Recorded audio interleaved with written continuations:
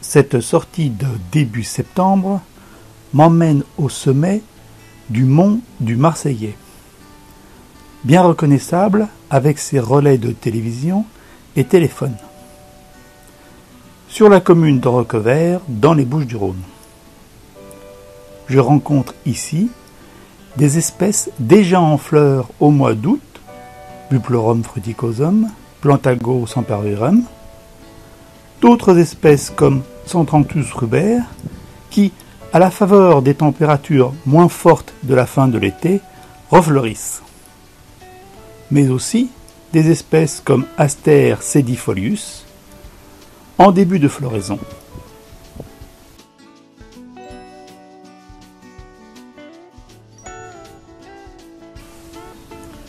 Rhus coriaria, c'est le sumac des corroyeurs, cultivé comme plante ornementale, surtout à cause du bel effet de son feuillage rouge en automne. Le tannn, extrait des jeunes pousses, était très estimé et servait à la préparation des cuirs connus sous le nom de maroquin. On extrayait de l'écorce des substances tinctoriales jaunes et rouges qui étaient utilisées pour la teinture des cuirs. Les fruits, conservés dans du vinaigre, se consommaient en Orient comme les câpres. À l'état frais, ils sont dangereux. Pistachia terebinthus. Le pistachier térébinthe, dont le bois est dur, peut recevoir un beau poli. Il est employé en ébénisterie et en marqueterie. C'est un excellent bois de chauffage. Ses fruits sont comestibles, à saveur un peu aigre. Il s'écoule des fissures de l'écorce du tronc une résine très odorante qui se solidifie à l'air. Cette résine était employée en Orient sous le nom de térébinthe de Chios. À Chios, île grecque, on consomme les fruits dont le goût rappelle celui des pistaches. La piqûre d'un puceron, Besongia pistaciae, produit des gales dont on peut retirer une matière rouge pour teindre les laines.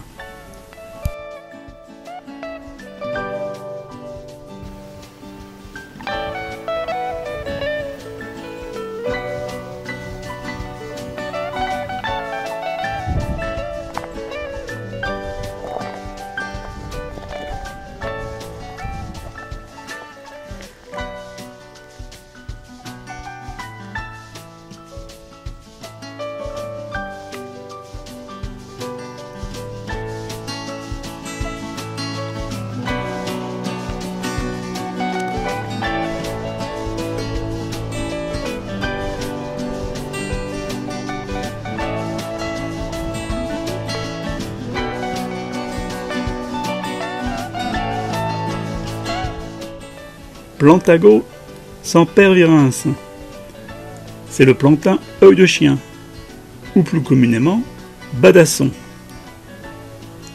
C'est une plante ligneuse et donc très différente des autres plantains herbacés. Quercus coccifera, c'est le chêne kermès. Les glands assurent en automne et en hiver une importante ressource de nourriture pour les animaux sauvages. L'écorce est très riche en tanins et était particulièrement recherchée pour le tannage des cuirs. Le bois, lui, n'est guère utilisé que pour le chauffage. Un insecte de l'ordre des hémiptères, le Kermes illicis, vit sur ce petit arbre.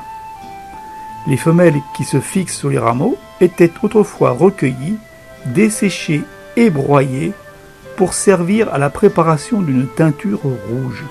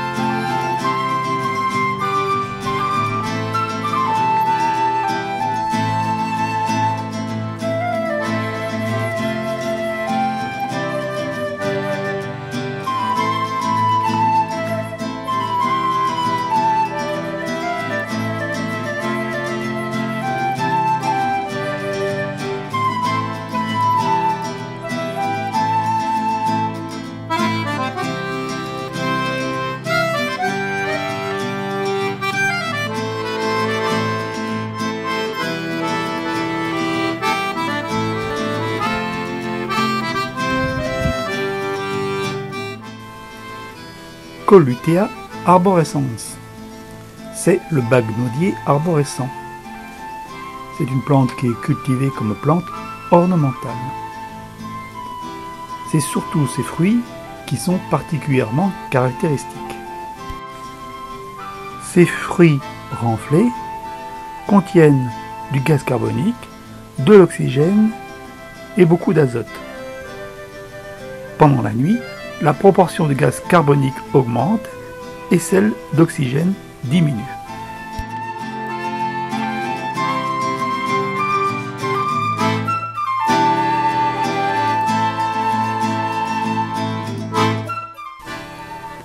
Malus sylvestris, c'est le pommier sauvage.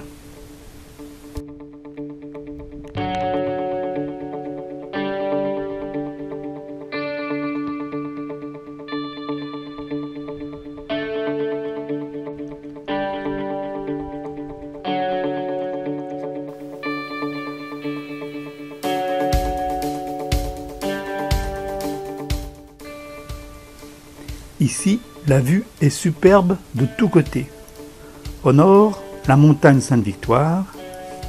Au sud et à l'est, c'est la chaîne de la Sainte-Baume, avec à ses pieds la vallée de l'Uvaune et la ville d'Aubagne.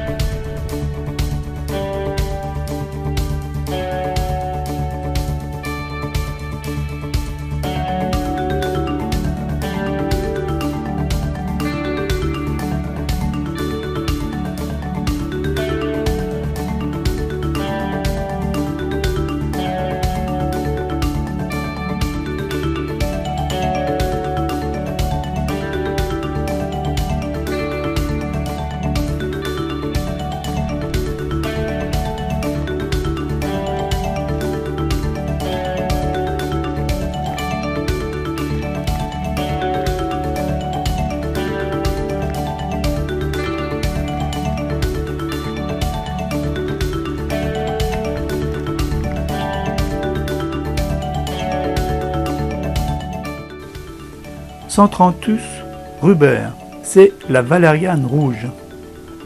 Cultivée comme plante ornementale, on trouve des variétés à fleurs d'un rouge foncé, rose ou même blanche.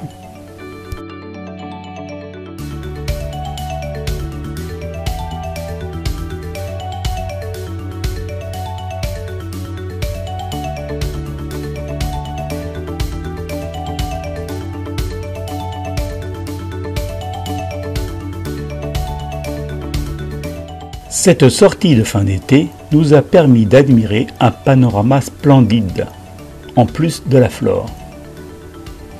De nouvelles floraisons, comme celle de l'Aster sedifolius, sont l'annonce d'un changement de saison.